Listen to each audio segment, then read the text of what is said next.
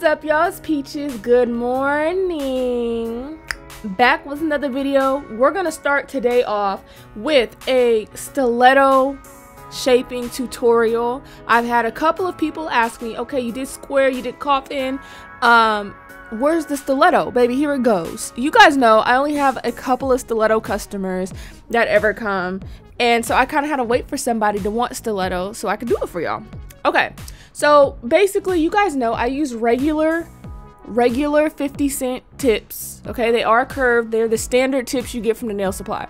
I don't cut my tips when it comes to stiletto. You all know I don't do it with coffin, and I sure as hell don't do it with stiletto. Why? They ask me, Peaches, why you don't cut your tips? Because if I were to cut at the wrong angle right off the bat, if I cut 1 centimeter too much on one side or the other, it's already screwed. There's not going to be too much to fix it. So do you see I'm going in and I'm basically acting like I'm doing a coffin nail. Now with stiletto, I feel like it's best to go from a square into whatever shape that you want to do, which is in this case stiletto, because square is already perfectly symmetrical as long as you glue your tips on right. Okay, all you got to do is do a couple strokes. Okay, hold on. We're not gonna say strokes. We're gonna say a couple of back and forths on this side, back and forths on the other side. Keep switching side to side until you get a shape that's, now we're past coffin, right? So once we get past coffin and we're getting more and more narrow, that's when we'll focus on the tip. Now, do you see how my file is like perfectly the same angle as the actual stiletto? That's what's gonna get you to the point, literally the point. So your file being extremely flush at the same angle is gonna make the point, and you won't even really have to worry about it. You see, now make sure you keep that skin folded back. Well, okay, hold on, this is not a good choice of words. Use your fingers to pinch the skin back, because stiletto, you are extremely prone to cutting somebody. Okay, so once again, like we're doing coffin, we're gonna take the corners away. Because once you take the corners away, now you have something that's starting to taper. We're going to stay on this path of getting rid of the corners like we're going to do a coffin, okay? Now, do not round your file out, meaning keep your file at this angle. That's going to give you basically from point A being the tip to point B being the, not the sidewalls, but where the nail tip meets the actual natural nail. That's where you want to focus on and where you want that taper to be. You see how I'm always aiming towards where the natural nail is coming from? Boom. So now we have a shape that's kind of like coffin, and we're going to file vertically like we always do. And in doing that, it's going to help us taper even more. Now it's going to take a lot longer on these bigger fingers. Okay, so don't stress. It should take you like 10 minutes to get this shape. I'm not even gonna cap. It do take a cool minute to get a really nice stiletto shape with my technique, but it's worth it. So now we've got a shape that's like extreme coffin, or I guess you could say ballerina if you believe in that. And then we're going to go ahead, angle our tip, and you can see how the point is gonna start to come. Now from here, you can round out the tip and make it like an almond, and then go into coffin, and then go into stiletto, if that makes it easier for you. Now when I grab all the fingers like this, it's to get a very accurate, like, okay, is this finger actually straight? You got to go back and forth on each side. Eventually you will get your point. Now this is in real time, so you're seeing it. It does take a little minute. People ask why you don't use like pre-shaped tips. I tried that back when I first started doing nails, and I realized pre-shaped tips sometimes do not give the most flattering shape for all nail sizes.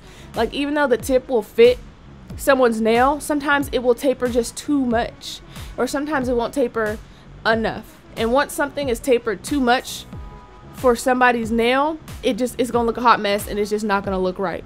Okay, so yes, this technique does take a while for stiletto, because we're starting from scratch. We're starting from square, but do you see how nice and even this is? And honestly, you don't even have to get it perfect. I would say go for that. Go for it as much as possible. You don't want to taper it too much and make it too skinny. So I say, hey, this is a pretty good in between, okay? So boom. See, the tips are on. They're shaped, and they all are fitting on the natural nail perfectly. The side walls fit. We're all good to go. Now with application, we're just gonna do a little bit here. You want to lay the bead on, not too thick, but not too thin, okay? Stilettos will break too easy if they're too thin. But you see how I place it like we normally do? I do place it a little higher up. And we're just going to let the bead kind of do its thing. And we're just going to lead it to the tip. And we're going to shape it to keep that stiletto tip. Now, I'm patting the sides because I want the side walls to thicken up a little bit. Like I said, my tips are curved. So your application may be slightly different, but this should be pretty universal in how to keep the shape. Okay, we want to drag it down the sides, and we're gonna keep the shape. Now beware, because in stiletto application, the acrylic can tend to want to drip over that edge and either get messy underneath, or it's gonna end up making your nail way longer than you want it to. So you gotta watch out for that, okay? Boom. Okay, this is what it looks like after application, and we're going straight in. Again, pinch the sides of the nail because you do not want to hurt your client. Okay, I use 80/80 grit files. Listen, I ain't no joke. I don't have time to be here all day, and I would suggest you kind of up the strength of your files. A zebra file is gonna take you all day. Okay, especially if your application isn't quite there and you need to fix some things. Yeah, okay, so basically we're just following what we already did. We're making sure that the sides are not bulky, and we're sharpening the tip. Boom, right here. See, we're vertically and keeping that shape to sharpen up the tip. When I'm going horizontally, it's to debulk the sides. So we want a stiletto that matches with their finger. We don't want something that tapers too soon or too much.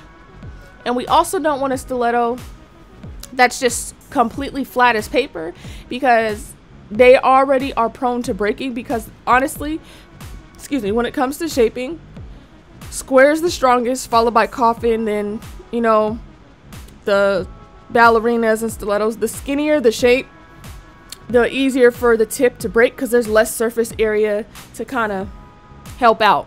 Okay, so we're sharpening the tip, and we're also making sure that the sides and the side walls are nice and clean. We don't want anything that looks like it's buckling. We don't want anything that looks like it's rounding out towards the sides or bulging. So that right there helps with the bulging, the way I'm filing on top.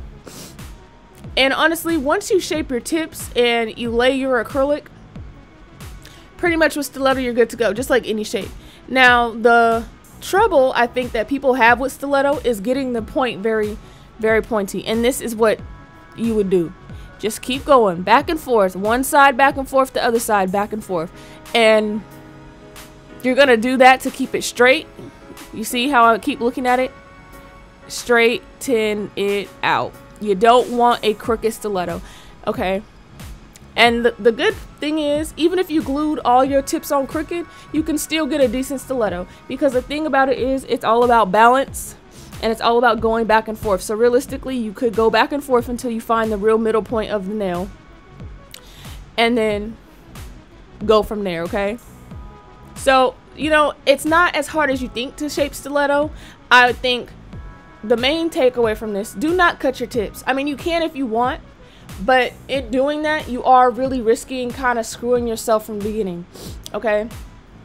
So this, for me personally, has always ensured that I have a very, very straight stiletto. Yes, it may take some time for your eyes to develop and adjust to what is actually straight, but you know, I'm gonna flip the hand over. Now this is the real kicker, okay? I'm looking, make sure, hey, is this straight? I flip the hand over to make sure, okay, things are roughly same length, same size, and then I go ahead and shape them from this direction. It's gonna be a little hard to see, so I'm gonna do it on the other hand so you guys can see. But this is where the tip gets very sharp, and this is where you're really making sure everything gets super straight. All right, so we're gonna do it one more time, and honestly, that's the end of our video, you guys. So boom, you see? It's a lot of measuring and a lot of back and forth. Really, it's back and forth, you guys. I know this video was really quick. I don't know if many people were expecting it to be longer or maybe a harder process than what it is, but you guys, when it comes down to it, everything is a little easier than you think once you break it down a little bit, okay? Once you think it through and break it down, you're good to go. So So I hope this helped anybody who's struggling with stiletto. Let me know if you guys need something more in depth, and I'll try and figure out a way to go ahead and do that for you. Thank you so much for subscribing. Here is the final shape. Don't forget to follow me on Instagram at Nailsbyprettyface. I appreciate all you guys' support. And you know what? As always, oh, here is the final look. Ooh, cute as hell. As always, don't forget to subscribe, turn on your notifications, and I'll see you guys tomorrow for the next upload.